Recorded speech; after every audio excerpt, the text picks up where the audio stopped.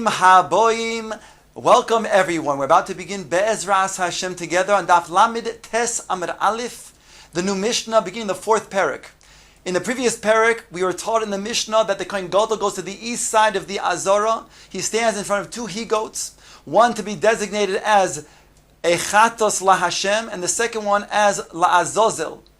Now the Mishnah explains the procedures for this drawing of lots. Says the Mishnah, Toraf bekalpi ve'lashnei garolas. He grabs from the kalpi, that's the wooden box that contains the two lots. Echad kosuv alav lashem, ve'echad kosuv alav la'azozel. One of them has carved on the lot la Hashem, while the other one is carved on it la'azozel. Hasgan biyamino v'rosh bezav misbolo. He is flanked by the Sgan HaKoyanim on his right and the Rosh Beis Av on his left. Im shel shem alo biyaminoi. If the right one is what he picks up, that is Lashem. Hasgan oimer. The Sgan, he states as follows: Ishi Kohen Gadol, my master, my dear Kohen Gadol, Hagba Yemincha, raise up your right hand, showing everybody that you chose with your right hand La Hashem. It's going to be a korban chatos.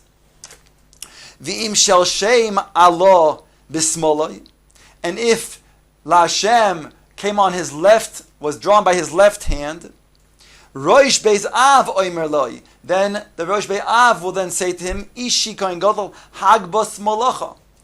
Then raise your smolcha, raise your left hand, indicating to everybody that you picked up the lot that says La Hashem with your left hand.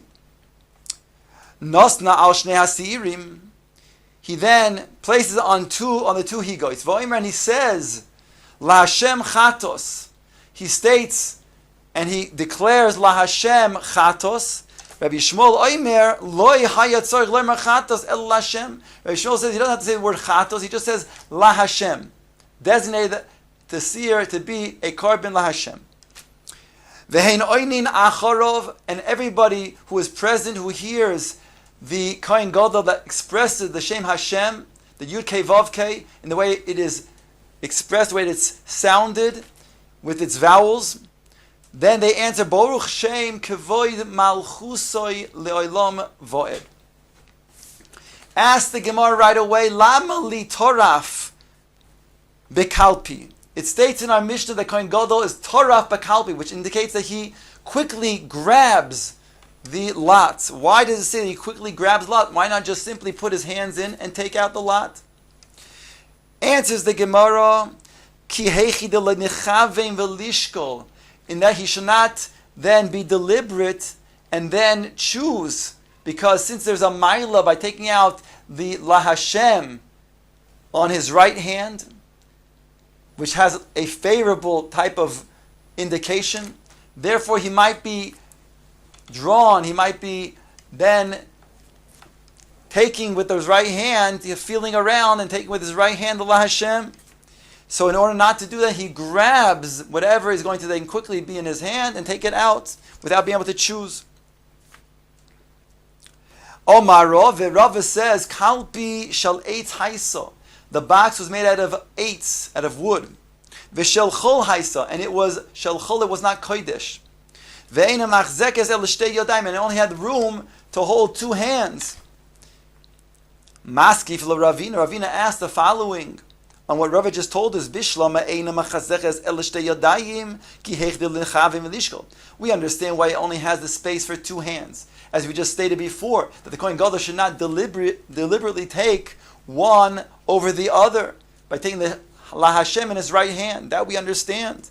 But el shel chol nekadsha. But why is it chol? Why not make it kodesh?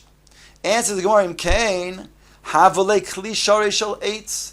If it would be indeed kodesh, then it would be a wooden box that would be made out of wood to be kodesh. The kli sharei, the eitz lo yavdina. We don't have a kli sharei made out of eitz. So therefore, that's why it is not kodesh. Ask the Gemara the obvious question though, why does it have to be made out of eitz? V'nav the kesef, v'nav the zav. Make the box, the kalpi, out of either silver or out of gold. Then you can go ahead and sanctify it. Answers the Gemara, Torah chosa al mamoinon shel Yisrael. The Torah is chas on the mammon, on the money of Klal Yisrael. In other words, since it is just valid, it doesn't need to be more than just a wooden box. The Torah does not want to require Klal Yisrael to donate unnecessary funds to make it gold or silver. Rashi explains over here that the concept is based, as we find when there's a mitzara. The mitzara who has some sort of tzaras on his house, so before the kohen comes to check on it and declare that it's tamei, he is then told to take out all of his belongings from the house. Because once the kohen declares that it's tamei, everything in the house will become tamei. Now, why is that a problem? L'chara, everything that he will take out can be mitayar through putting into the mikvah. Ella what? There's certain kelim that are cheres, kli cheres, these earthenware vessels that you cannot mitayar. And even though they are cheap, relatively speaking, they don't cost very much. Still, there is chas amamoina. And therefore, we're told to then, he's able to take out those vessels, even the kli cheres, so that it shouldn't come tamei, and he have to then break them and lose lose having them. So then, if that's true, Rashi concludes over explaining by the tzarei ayin. So then, how much more so when it comes to then the mammon of tzaddikim? The Gemara goes on to say, "Masnisni loki haitano," our Mishnah that states that the Kohen Gadol is flanked by the Sigan on his right and the Rosh Beis Av on his left, and the Kohen Gadol, he puts his right hand and his left hand inside the box, and he takes out both from his right hand and his left hand a lot, is not like the following Tana. Says the Gemara to explain. The Tanya says in the Brisa, Rabbi Yehuda Oimer Mishum Rabbi Eliezer Hasgan, the Kohen Gadol Machnisin Yadon Bekalpi, referring to his right hand, he puts it in the kalpi, and he takes out. In Biyamino Shel Kohen Gadol Oila, if on the right hand the Kohen Gadol takes out LaHashem, then Haskan Oimer Loi Ishi Kohen Gadol Hagbo Yemincha. Raise up your right hand to show everybody that you chose in your right hand the carbon that is LaHashem. The Im Biyamino Shel Sgan Oila. Here it says that the Sgan puts in his right hand afterwards. Rosh Beis Av Oimer Loi LeKohen Gadol Daber Milcha. In other words, after the Sgan picks up what he has in his right hand, and the Rosh Beis Av then says to the Kohen Gadol Daber Milecha, meaning speak your words. In other words, declare it to be Eichatis LaHashem. So this is clearly not like our version in our Mishnah, our Shita in our Mishnah. Ask the Gemara on this sheet in the Brisa, in the name of Rabbi Eliezer Sgan, v'nei molei Sgan. Why doesn't the Sgan actually say that what it is? Why are we saying that the Kohen Gadol declares? In other words, the Beis Av tells the Kohen Gadol Daber Milecho. Why doesn't the Sgan who picked up with his right hand the Hashem,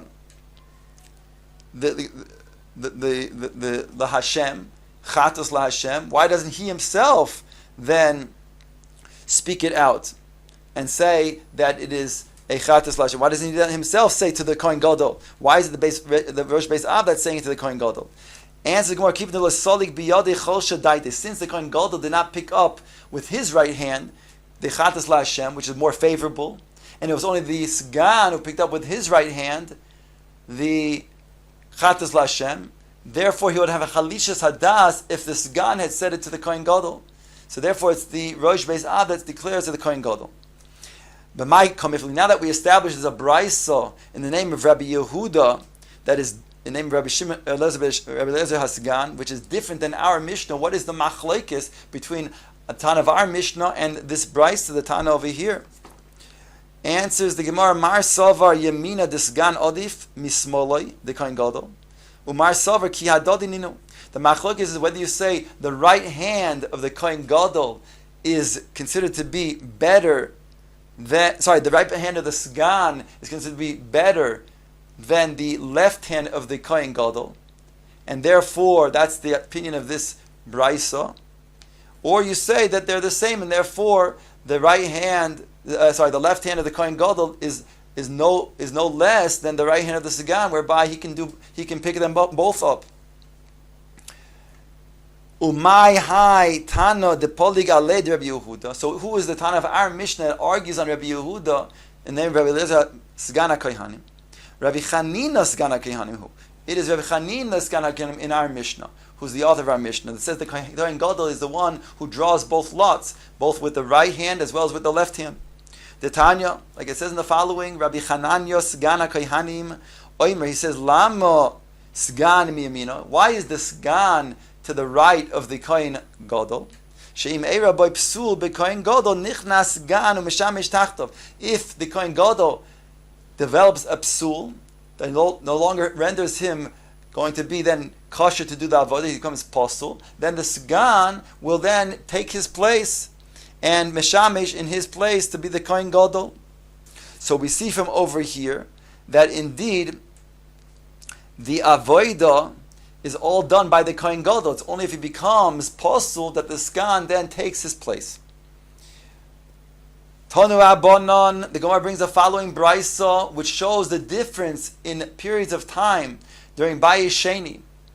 Arboim Shona Shishim Shimon Hatzadik, the 40 years that Shimon Hatzadik was the Kohen Gadol in Bayis Sheni. Haya Goral Oile Biyamin. The Goral the Kohen Gadol chose was always then going to be Korban Chatos La Hashem in his right hand. Again, which is a favorable type of drawing. Mikan Ve'elach Pa'amim Oile Biyamin, Pa'amim Oile B'Smol. After which, sometimes it would come up in his right hand, sometimes it would come out in the left hand.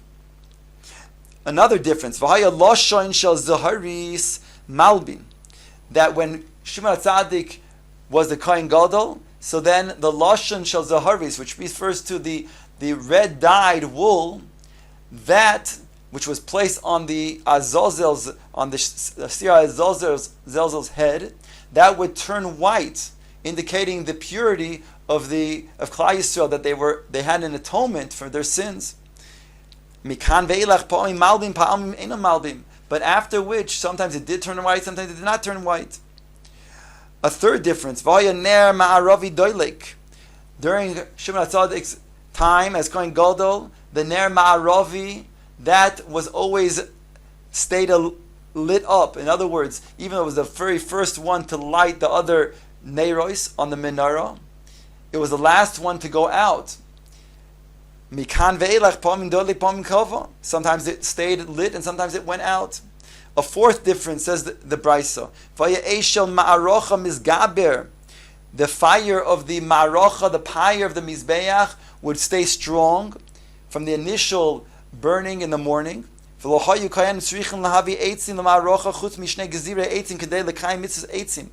have to add any more wood except for the two blocks of wood that were required to add in the afternoon.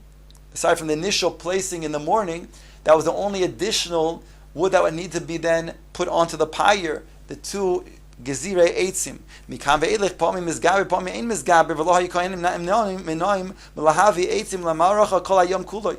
Sometimes the fire would stay strong, and sometimes not, requiring the kohanim to bring more fire to put onto the pyre. You go and say another difference. V'nishtalcha bracha ba'omer uv'shtei alechem v'lechem aponim. These various korbanos had bracha, the korban omer, which was on the second day of Pesach, which was a flour offering of barley. When koimitz was placed on the mizbeach, the rest was eaten by the kohanim. That had bracha. Uv'shtei alechem, which was brought on Shavuos, the shtei alechem was with tnufa offering. That was then also consumed by the kohanim. Also had bracha. Ubelechem aponim, and the lechem aponim, the showbreads that were placed on the shulchan every Shabbos, they were baked on the Erev Shabbos, they were placed on Shabbos, that also had bracha. As the Bryce explains, we call kohen shemegia kezayis yesh oichla v'sava, v'yesh oichla u'moisir. The kohen who would then eat a kazayis, he would be satiated. Even sometimes he would have even more than necessary from that one kazayis. He would even leave it over, because he was already so satiated. Mikan ve'elech nishtalcha me'ero ba'oimer v'shtei alechem v'lechem paponim.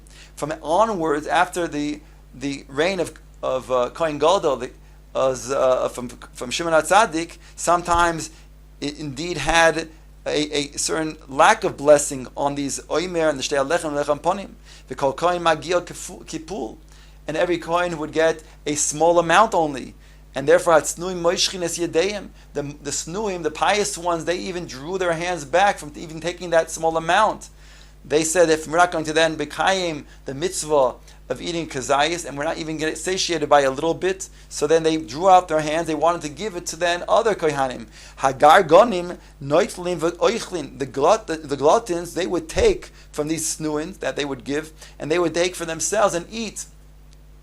There was a